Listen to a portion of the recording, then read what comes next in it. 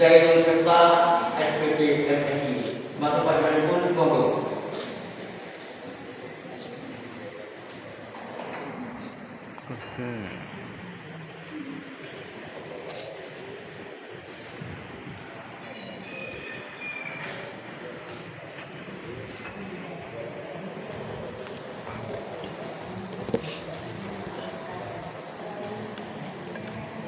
Assalamualaikum warahmatullahi wabarakatuh. Waalaikumsalam. Innal hamdalillah nahmaduhu wa nasta'inuhu wa nastaghfiruh wa na'udzu billahi min shururi anfusina wa min sayyi'ati a'malina. Man yahdihillahu fala mudilla lahu wa man yudlil fala hadiya lahu. Asyhadu an la ilaha illallah wahdahu la syarika lahu wa asyhadu anna Muhammadan abduhu wa rasuluh. Allahumma shalli ala nabiyyina Muhammad wa ala alihi wa sahbihi ajma'in. Qala Allah ta'ala, a'udzu billahi minasy syaithanir rajim. Ya ayyuhalladzina amanu ittaqullaha haqqa tuqatih wa la tamutunna illa wa antum muslimun. Shadaqallahu al-azim. Jamaah sholat subuh masjid dakwah dengan ketua takmir yang baru Pak Hartono, walaupun orang lama, wajah lama dari ketua baru. Mudah-mudahan kedepannya masjid kita ini lebih makmur dan membawa kemaslahatan jamaahnya, terutama keluarga Muhammadiyah di sekitarnya. Alhamdulillah Bapak Ibu, kita layak bersyukur karena insya Allah kita termasuk orang-orang yang selalu menambah ilmu keagamaan. Salah satu indikatornya adalah setiap Sabtu kita selalu mengikuti kajian di masjid ini. Dengan kita selalu menambah ilmu keagamaan, insya Allah iman kita yazidu, bertambah. Ketika iman kita bertambah, konsekuensinya insya Allah adalah kita semakin bertakwa kepada Allah Subhanahu wa Ta'ala. Karena di tempat lain malah kita menjumpai sesuatu yang terbalik dari 2 bulan ini. Pembunuhan di gudang peluru Kenjeran, kemudian pembunuhan di Mojokerto. Yang sangat miris adalah karena pelakunya itu adalah anak SMP, sehingga itu cukup memprihatinkan di dunia keilmuan atau pendidikan.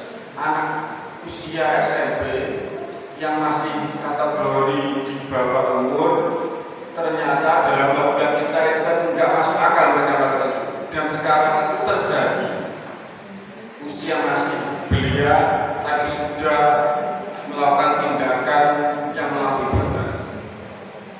Salah satunya kenapa? Karena ilmu keagamaan atau agama mereka, iman mereka, ketakwaan mereka sebagai evaluasi sebagai pendidik perlu mendapat perhatian khusus. Yang kedua, salam dan salam mudah-mudahan tercurahkan kepada Rasulullah Muhammad SAW sebagai uswatun hasanah kita di lintas generasi dan lintas zaman. Rasulullah adalah satu-satunya uswatun yang layak kita teladan. Jamaah syukur rahmatullah. Indeks literasi atau minat baca masyarakat Indonesia itu ranking 2. Tetapi ranking 2-nya bukan dari depan, tapi ranking 2-nya adalah dari belakang. Jadi minat masyarakat Indonesia atau rankingnya itu adalah ranking 2. dari 61 negara, kita adalah nomor 60. Berarti 60 dari belakang, 2 dari belakang. Maka kalau Bapak Ibu seusia saya atau lebih, sekarang sudah tidak menjumpai toko buku burung anggur, ya kan? Kalau dulu banyak itu, saya masih mahasiswa. Sekarang sudah tutup, tidak tutup. Dulunya Haji Agung, bagus. Toko buku yang lain, ya kan? Manyar Jaya saya nggak tahu masih ada atau tidak. Kemudian perpustakaan sekarang sepi peminat membaca. Karena apa? Karena sosial media.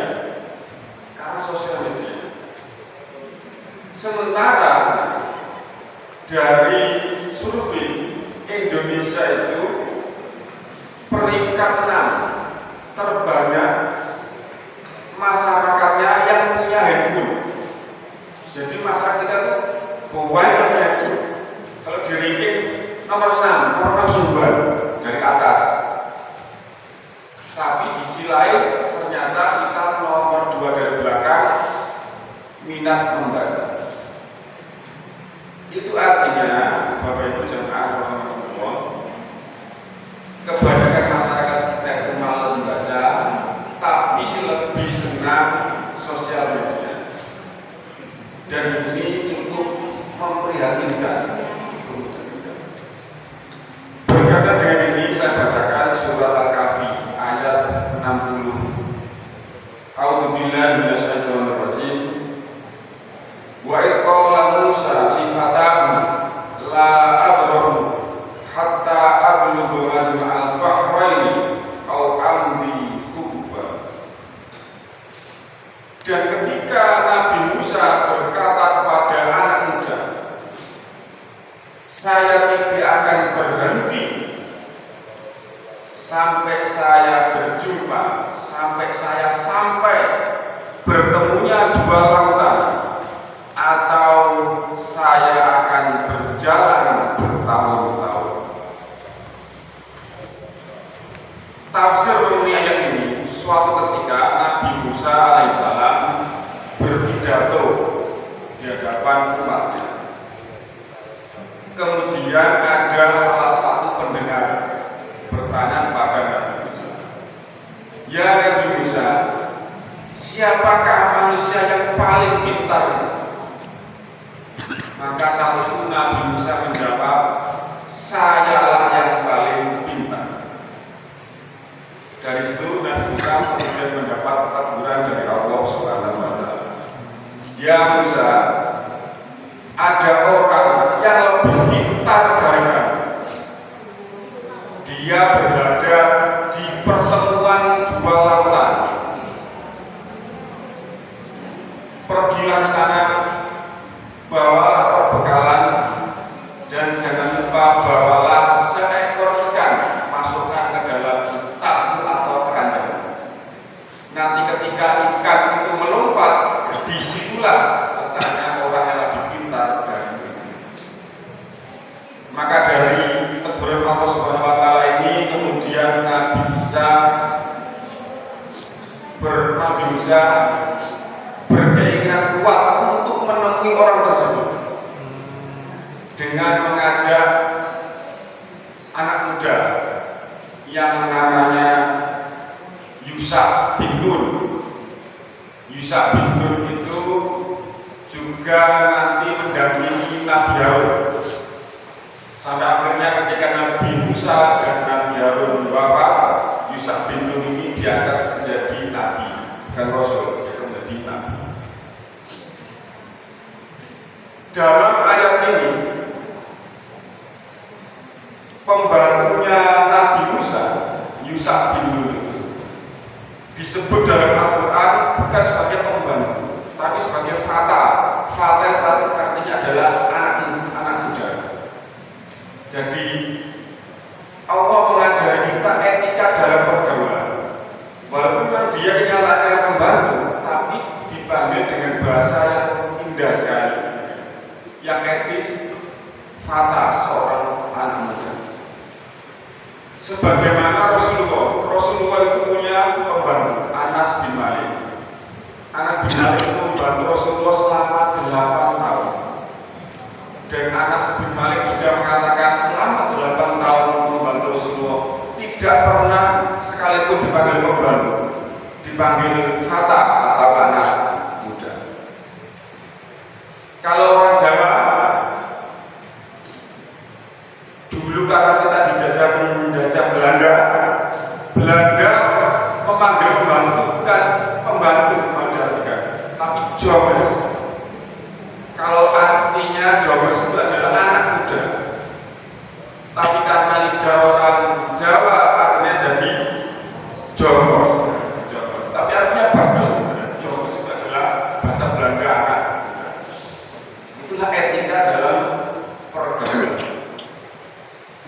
Berikutnya Nabi Musa begitu semangat ketika diperintah Allah bahwa ada orang yang lebih pintar darinya.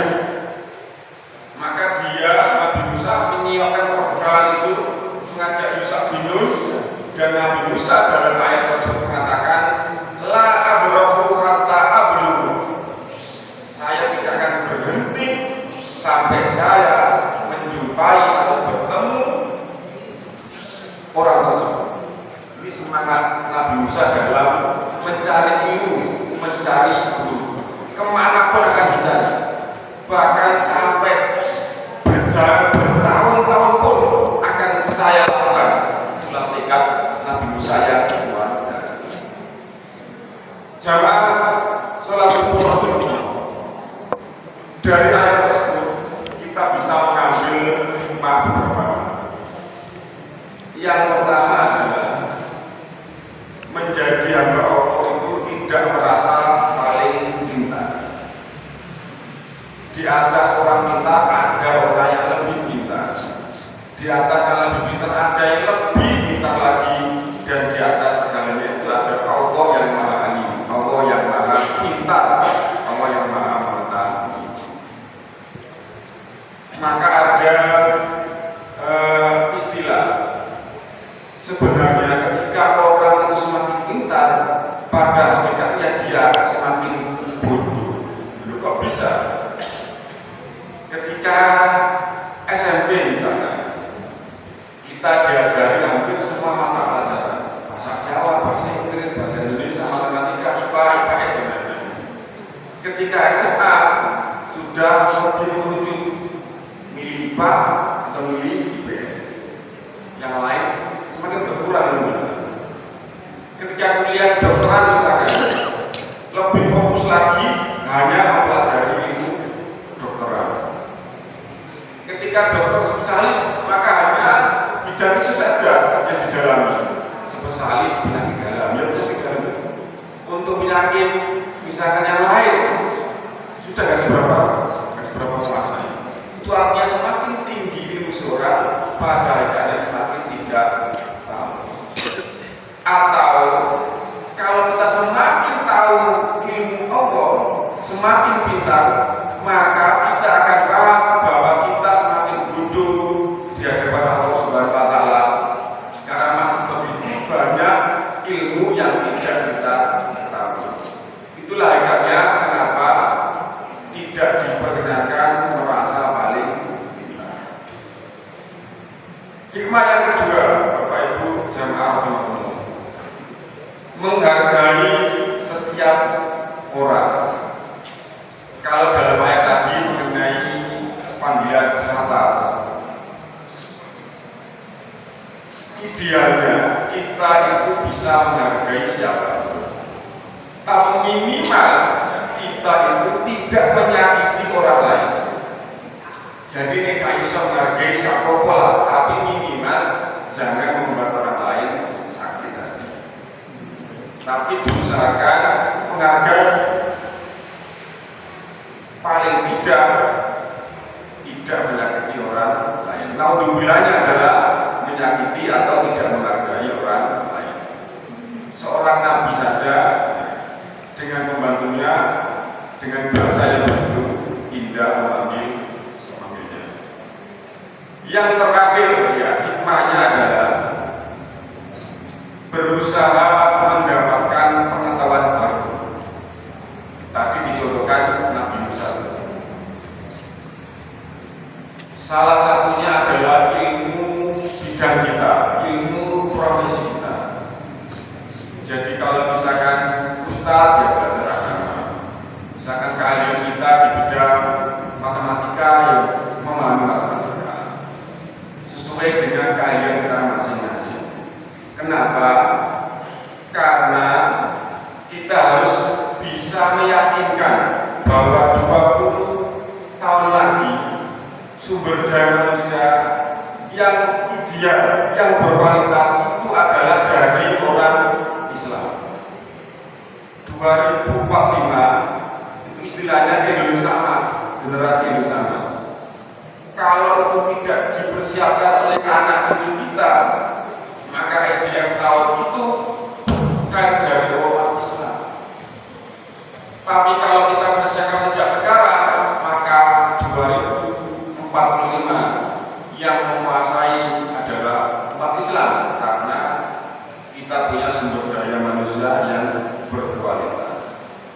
Maka Bapak Ibu jemaah rahmatullah, anaknya, cucunya tolong dipersiapkan untuk menyongsong 2045 sehingga yang emas itu adalah Islamnya.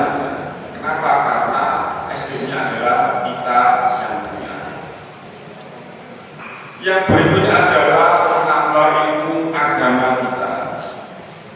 Insya Allah kalau kita selalu menambah pengetahuan agama kita, insya Allah iman kita juga akan bertambah. Kalau iman kita bertambah, kita akan semakin bertakwa pada Allah Subhanahu wa Ta'ala. Einstein yang katanya orang tercerdas di dunia, yang katanya dia mengatakan, saat engkau berhenti belajar, maka saat itu pula engkau memulai kematian. Jadi kalau orang sudah mau belajar, sama saja dia itu mau mati, menyiapkan mati. Maka karena itu marilah terus belajar. Salah satunya adalah dengan kajian seperti ini, kita sama-sama belajar. Kemudian belajar atau menuntut ilmu itu bisa juga dengan makna kita merenung terhadap kalimat-kalimat zikir kita. Salah satunya adalah kalimat la ilaha illallah. Kita renungkan bahwa tidak ada bisa yang memberi kekayaan kita, kelapangan rezeki kita yang bisa Allah Subhanahu wa Ta'ala. Tidak ada yang bisa memberi kebahagiaan kita. Tidak ada yang bisa memberi kepintaran pada kita, hanya Allah Subhanahu wa Ta'ala. Itu merenung terhadap zikir-zikir yang kita baca. Merenung juga terhadap sholat kita. Jadi ketika sholat, ya kita juga harus merenung. Maka lebih khusus lagi kalau kita sedikit-sedikit atau lebih banyak paham maknanya apa yang kita baca ketika sholat. Sholat tanpa renungan bagaikan jasad tanpa ruh. Semakin kita bisa merenungkan makna sholat, maka semakin kita bisa khusyuk, kita bisa memaknai sholat itu seperti apa. Yang terakhir, kita mendapat contoh guru yang ideal dari ayat itu. Salah satunya adalah Nabi Musa alaihissalam. Dari cerita yang lain itu sampai 80 tahun Nabi Musa mencari orang yang lebih pintar dari dia. Kemudian Nabi Musa berguru, ya, itu akan dibahas di surah Al-Kahfi 61 sampai 100 sekian. Dan kelihatan dari situ bahwa memang Nabi Musa kalah pintar dengan orang tersebut. Ketika gurunya membunuh anak muda, Nabi Musa membunuh. Kalah pintar Nabi Musa. Ternyata ada makna di balik kenapa gurunya Nabi Musa itu membunuh anak muda. Itu akan dibahas di ayat yang berikutnya. Ada juga kita kenal Abu Hurairah sahabat Rasulullah. Abu Hurairah itu untuk mencari hadis dari Rasulullah, walaupun hanya satu hadis, dia telah berjalan berhari-hari hanya untuk memastikan bahwa hadis itu benar dari Rasulullah. Hanya untuk mencari ada hadis yang belum dia ketahui, yang itu adalah perkataan Rasulullah. Itulah salah satu dua contoh uswah kita dalam menuntut ilmu. Dan mudah-mudahan kita semua sampai akhirnya kita senantiasa bersemangat menuntut ilmu, terutama adalah ilmu agama Allah Subhanahu wa taala. Demikian yang bisa saya sampaikan. Mohon maaf apabila ada hal yang kurang berkenan. Assalamualaikum warahmatullahi wabarakatuh. Waalaikumsalam warahmatullahi wabarakatuh.